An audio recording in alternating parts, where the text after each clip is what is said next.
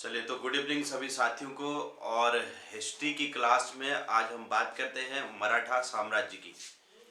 ठीक है, चलिए तो सभी साथियों को गुड इवनिंग।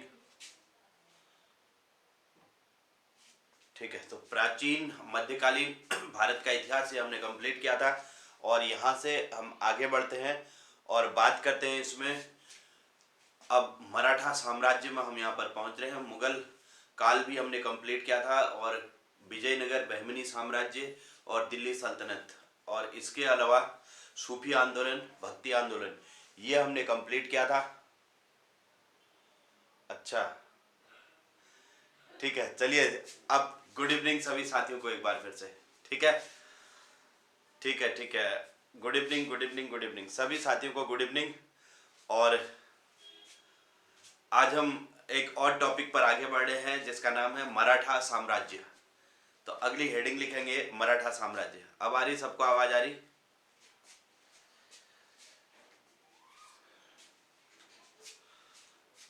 ठीक है, ठीक है, चलिए तो बढ़ते हैं मराठा साम्राज्य में और इसे समझते हैं। सबसे पहली बात, मराठा साम्राज्य के जो शासक थे इनकी अगर मैं बात करूं तो मराठा साम्राज्य के जो संस्थापक थे उनका नाम था शिवाजी। देखिए यहाँ से सबसे पहले मराठा साम्राज्य के संस्थापक शिवाजी हुए। शिवाजी के बाद इसमें संभाजी संभाजी जो है शासक बने शिवाजी के बाद। उसके बाद एक राजा राम थे, राजा राम शासक बने। राजा राम के बाद यहाँ एक ताराबाई शासिका बनती है और शिवाजी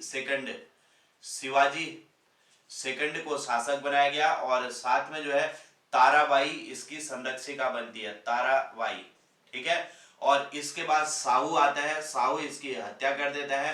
ताराबाई के साथ एक युद्ध होता है, इसे खेड़ा का युद्ध कहते हैं। और इस खेड़ा के युद्ध में जो है ताराबाई की हार हो जाती है और इस साहू की जीत हो जाती है। तो इस तरीके से फिर यहाँ पर साहू शासक बन जाता है और साहू के समय से यहाँ पर पेशवा काल शुरू हो जाता है। तो इसके बाद यहाँ पर पहले तो ये मराठा साम्राज्य के मुख्य शासक ये हुए शिवाजी, शिवाजी के बाद संभाजी, संभाजी के बाद राजाराम, राजाराम के बाद शिवाजी सेकंड और इसके बाद साहू यहाँ पर शासक बनता है। इसके बाद यहाँ पर पेशवा काल शुरू हो जाता है, पेशवा काल।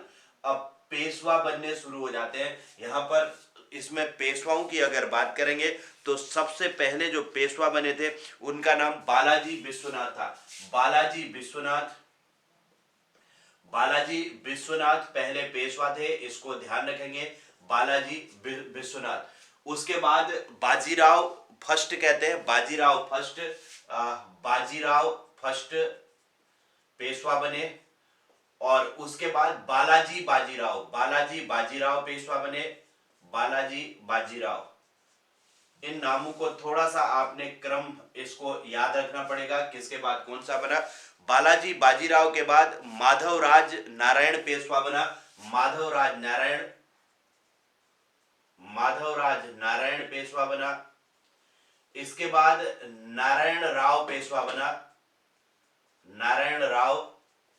और नारायण राव के बाद फिर बाजीराव सेकंड जो है अंतिम पेशवा थे। इस बीच में एक रघुनाथ राव भी पेशवा बना। नारायण राव के बाद रघुनाथ राव, रघुनाथ राव पेशवा बना। और फिर बाजीराव सेकंड, ये अंतिम पेशवा हुए, बाजीराव सेकंड, बाजीराव सेकंड ये अंतिम पेशवा थे। तो प्रथम पेशवा बालाजी विश्वनाथ, ये प्रथम पेशवा हुए, प्रथम पेशवा। और अंतिम पेशवा पूछा जाए तो अंतिम पेशवा, मराठा साम्राज्य के अंतिम पेशवा कौन थे? तो इनका नाम था बाजीराव सेकंड। तो ये है मराठा साम्राज्य के प्रमुख शासक और पेशवा। सबसे पहले मराठा साम्राज्य के संस्थापक थे शिवाजी, शिवाजी के बाद उनके पुत्र संभाजी शासक बने। उसके बाद उनकी दूसरी पत्नी के पुत्र राजाराम थे, ये शासक बने। और फिर उसके बाद शिवाजी सेकंड जो है राजाराम का बेटा था, ये शासक बना। और फिर संभाजी का बेटा था साहू, ये शासक बना था। साहू के समय से यहाँ पर एक चीज लिख लेना कि साहू के समय से पेशवा काल प्रारंभ हो गया, पेशवा का पद वंशानुगत हो गया, वंशानुगत हो गया, वंशानुगत हो गया। ठीक है, तो इतने शासक इसमें बने। चलिए अब बताओ, अब आवाज ठीक होगी। अब एक बार समझो, इनको थोड़ा सा समझने का प्रयास करना। यहाँ पर थोड़ा सा ये स्ट्रक्चर अगर आप याद कर लोगे तो फिर चीजें क्लियर हो जाएंगी। सबसे पहले हमने कहा कि मराठा साम्राज्य के बारे में हम बात कर रहे हैं। मराठा साम्राज्य के जो संस्थापक थे वो शिवाजी थे। शिवाजी के बाद उनके एक पुत्र संभाजी हुए और एक पुत्र राजा राम हुए। तो शिवाजी की मृत्यु के बाद संभाजी शासक बने, संभाजी के बाद राजा राम शासक बने, राजा राम के बाद शिवाजी सेकंड शासक बने और ताराबाई इनकी संरक्षिका बनी। यहाँ पर एक युद्ध होता है, इतिहास में इंपॉर्टेंट युद्ध होता है जिसे खेड़ा का युद्ध कहते हैं।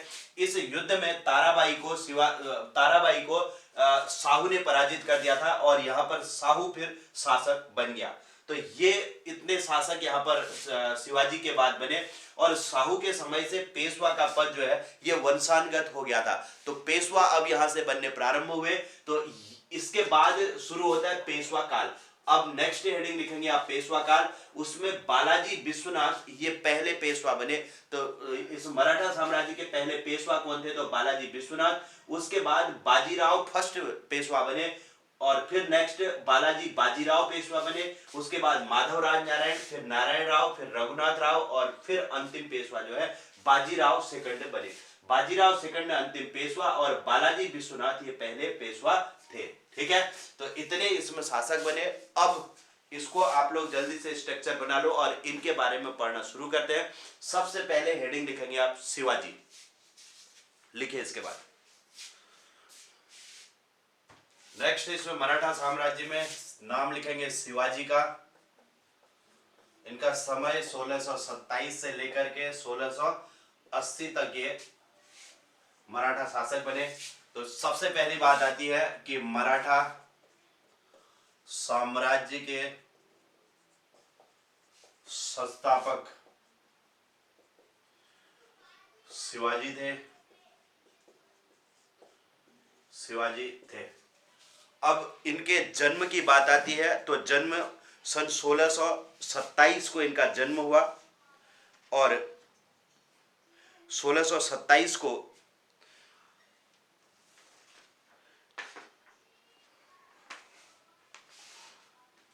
जन्म सन 1627 को सिवनेर के दुर्ग में, ये क्वेश्चन भी कई बार पूछा गया है, सिवनेर के दुर्ग में जन्म हुआ।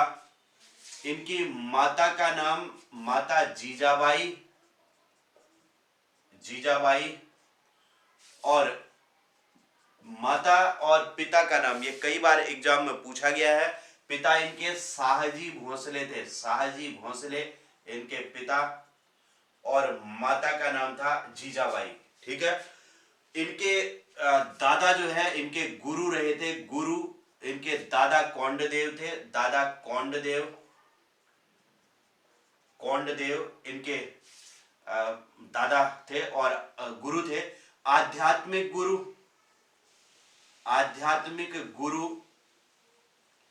गुरु रामदास जो है इनके आध्यात्मिक गुरु रहे और गुरु रामदास इनके आध्यात्मिक गुरु थे।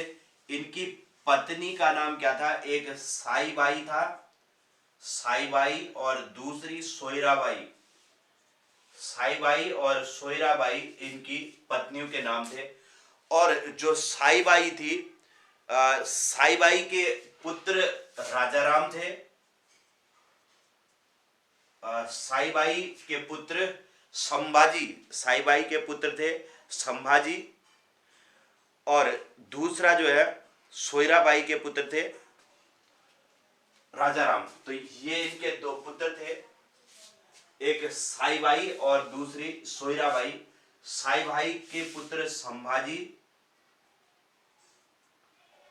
और इनके पुत्र थे राजाराम। ये दो पुत्र भी थे इनके पुत्र।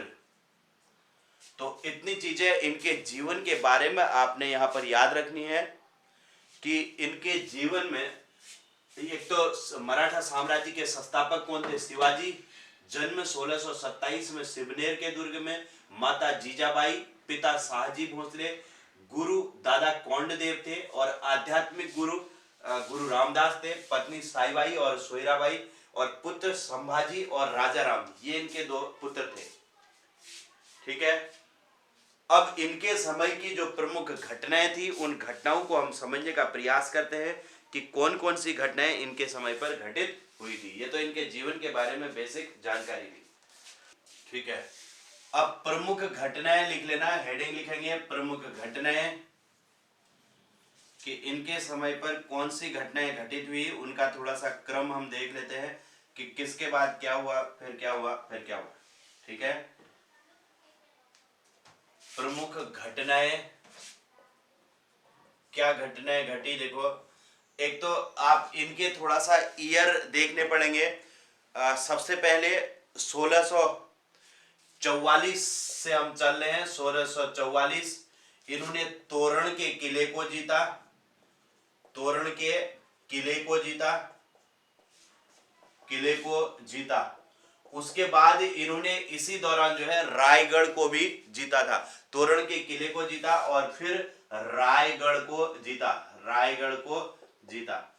ये थोड़ा सा क्रम भी देख लेना कि सबसे पहले कौन सा किला जीता था, तो तोरण के किले को, और फिर इन्होंने रायगढ़ को जीता। इसके बाद 1948 में इन्होंने पुरंदर, 1648 में इन्होंने पुरंदर के किले को जीता, पुरंदर के किले को जीत लिया था, किले को जीता। ठीक है, पुरंदर के किले को इन्होंने जीत लिया था। और फिर 1656 में जब जाते हैं तो इन्होंने रायगढ़ को अपनी राजधानी बनाया था, रायगढ़ को राजधानी बना दिया, रायगढ़ को इन्होंने अपनी राजधानी बना लिया था, राजधानी बनाया। ठीक है, उसके बाद 1657 में जब हम जाते हैं तो इन्होंने, इनका पहली बार मुगलों से सामना हुआ था। शिवाजी का पहली बार मुगलों से सामना कब हुआ, तो सन 1657 में इनका मुगलों से पहली बार सामना हुआ था। तो इससे भी थोड़ा सा, ये क्वेश्चन पिछली बार एसआई का जब पेपर हुआ था उसमें पूछा भी गया था।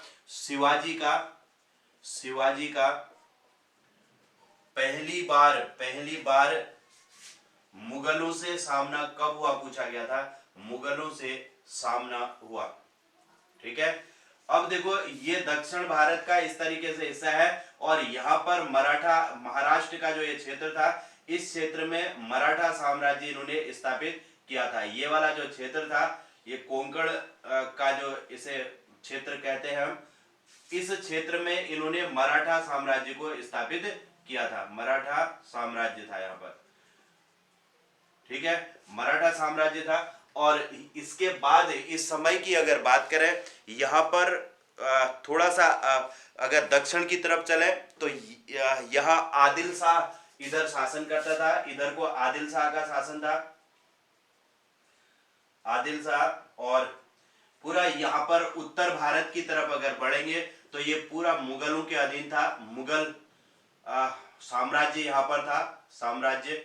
और इसमें मुगलों की अगर बात करें तो मुख्य रूप से औरंगजेब का यह समय था, औरंगजेब के समय शिवाजी का उत्कर्ष हुआ और इन्होंने यहाँ पर अपना मराठा साम्राज्य स्थापित किया था। यहाँ आदिल शाह इनसे परेशान रहा, आदिल शाह से इनने पूरे क्षेत्र को, कई कुछ क्षेत्रों को जीतना शुरू किया, किलों को जीता, कई सारे किले जीत लिए। और मुगल साम्राज्य को में जो औरंगजेब था, औरंगजेब के भी इन्होंने नाक में दम कर दिया था और औरंगजेब भी इनसे काफी उस समय पर परेशान रहा और उसने कई सारे प्रयास किए इनकी हत्या करने के, लेकिन वो इसमें सफल नहीं हो पाया। और फिर उसने धोखे से एक संधि की थी जिसे हम पुरंदर की संधि कहते हैं, औरंगजेब के समय हमने पढ़ी हुई थी। और उस संधि के तहत जब इनको वहां बुलाया गया तो धोखे से इनको वहां इसने गिरफ्तार कर लिया था। ठीक है, तो इस तरीके से इसने इनको गिरफ्तार किया, लेकिन ये कुछ समय तक वहां पर रहे और फिर वहां से ये भाग निकले थे।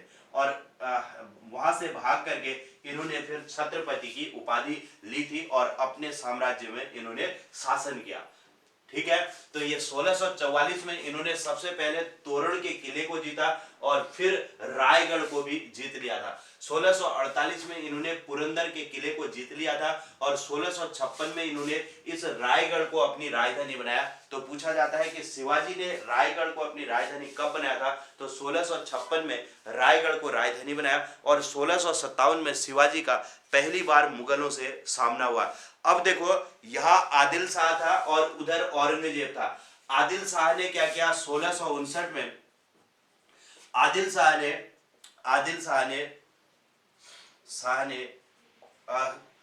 एक शाइस्ता खां था, शाइस्ता खां को आदिल शाह ने अफजल खां को भेजा था, ने अफजल खां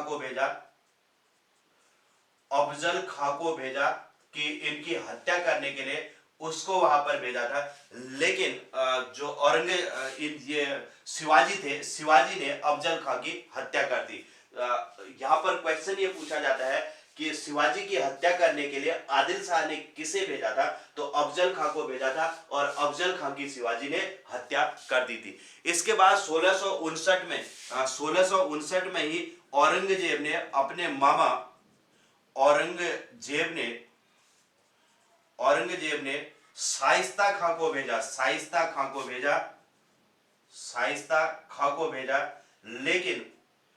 भेजा, लेकिन शिवाजी ने क्या किया, इसके उंगलियां काट दी थी। इसकी उंगलियां काट करके इसको वापस औरंगजेब के पास भेज दिया और फिर इसको इस तरीके से उसको पकड़ने के लिए उसने काफी प्रयास किए औरंगजेब ने शिवाजी को पकड़ने के लिए, लेकिन वो उसमें सफल नहीं हुआ। तो शाइस्ता खां की उंगलियां कटवा दी थी और अफजल खां की शिवाजी ने हत्या कर दी थी। तो ये पूछा जाता है कि आदिल शाह ने शिवाजी की हत्या करने के लिए किसे भेजा था, तो अफजल खां को भेजा था और अफजल खां की शिवाजी ने हत्या कर दी। और औरंगजेब ने किसे भेजा, तो शाइस्ता खां को भेजा और इसकी भी हत्या कर दी थी। इसके बाद सन 1664 में शिवाजी ने सूरत को लूट लिया था। शिवाजी ने सूरत को लूटा।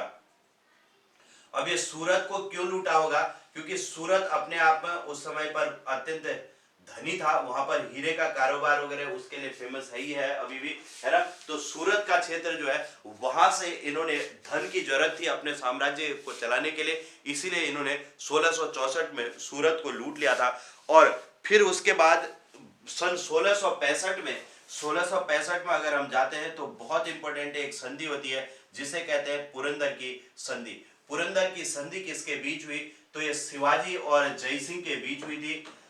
शिवाजी और जयसिंह के बीच हुई, और इस संधि के तहत शिवाजी को वहां पर औरंगजेब के पास बुलाया गया और जब वहां बुलाया गया तो धोखे से शिवाजी को इसने बंदी बना लिया। और यहाँ पर मैंने ये भी बताया था कि शिवाजी को इस दौरान जो है जयपुर भवन आगरा में रखा गया था। ठीक है, मैंने लिखाया भी था शायद। पूछा जाता है कि पुरंदर की संधि के तहत शिवाजी को कहाँ बंदी रखा गया, तो जयपुर भवन कहाँ स्थित था, ये आगरा में। जयपुर भवन आगरा में रखा गया, आगरा में रखा। ठीक है, वहां बंदी बना दिया और उसके बाद ये कुछ समय तक बंदी रहे और फिर वहां से जो है एक दिन जब सभी कैदियों को भोजन दिया जा रहा था तो जूठन की जब टोकरी में जूठन के पत्तल वगैरह उठाए जा रहे थे तो उस टोकरी में छुप करके ये भाग निकल आए थे और उसमें ये वहां से आने में सफल हुए। 1665 में जब ये इनको बंदी बनाया गया उसके बाद सन 1670 में वहां से मुक्त होकर के सन 1670 में इन्होंने सूरत को पुनः लूटा था। दोबारा लूटा। ये क्वेश्चन भी कई बार पूछा गया है कि शिवाजी ने सूरत को दोबारा कब लूटा था, तो 1670 में। और पहली बार कब लूटा था, तो 1664 में सूरत को इन्होंने लूटा था। इसके बाद सूरत को लूटा और फिर इन्होंने रायगढ़ में अपना राज्याभिषेक कर लिया था और एक श्री गंगा भट्ट नामक व्यक्ति से उनसे राज्याभिषेक करवाया और 1674 में इन्होंने 1674 में रायगढ़ में श्री गंगा भट्ट से, याद रखना, श्री गंगा भट्ट से गंगा भट्ट से राज्याभिषेक करवाकर, राज्याभिषेक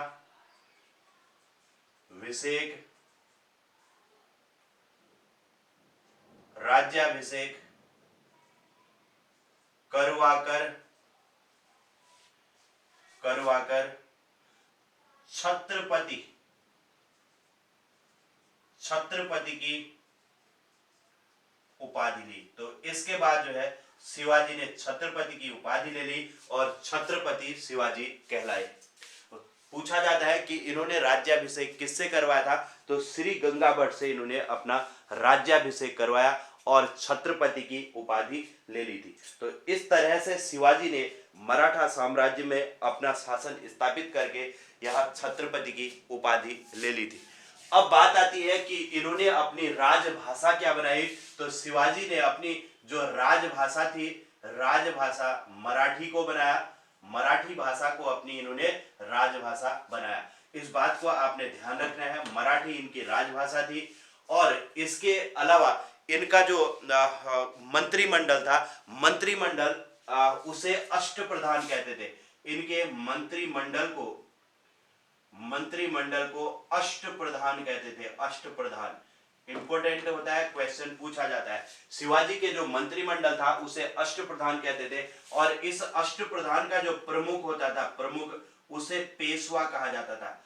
अष्टप्रधान का प्रमुख पेशवा कहलाता था और इनकी राजभाषा मराठी थी, मंत्रिमंडल अष्टप्रधान और इसका प्रमुख पेशवा कहलाता था। इन्होंने 2 कर लगाए, बहुत इंपॉर्टेंट टैक्स इन्होंने लगाए थे। एक तो कहलाता है चौथ कर, चौथ, और एक कहलाता है सरदेशमुखी कर। ये याद रखेंगे। चौथ कर जो है 1/4 लिया जाता था। चौथ कितना लिया जाता था, तो 1/4 हिस्सा लिया जाता था, 1/4।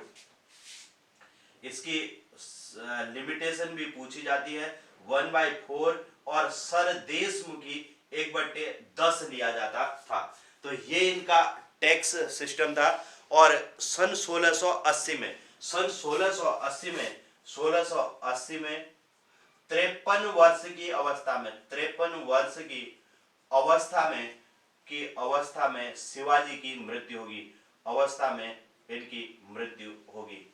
तो इस तरीके से 53 वर्ष में इनकी मृत्यु होगी और एक महान शासक जो है यहाँ पर शासन जो है समाप्त हो गया। ठीक है। इसके बाद इनके कुछ उत्तराधिकारी बने, उनके बारे में हम बात करेंगे कि कौन कौन इनके समय पर उत्तराधिकारी बना था।